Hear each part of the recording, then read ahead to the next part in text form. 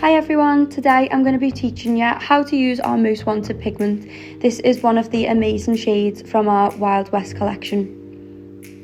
Most Wanted is a light, warm, sandy gold shade and it's amazing to be worn on the cheeks and the eyes.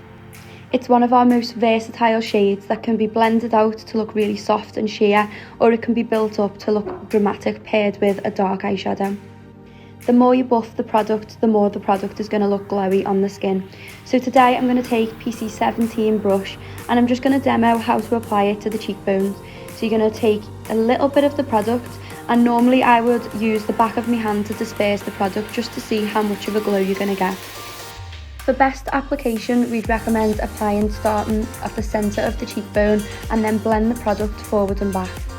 At this stage you can either blend out for a soft, subtle look, or you can take a second coat of the product and build it up to create a brighter glow.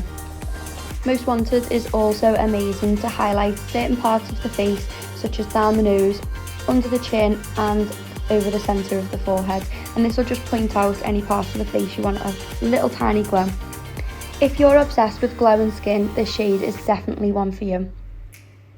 And we really recommend this shade for any bridal makeup artists for their makeup kit.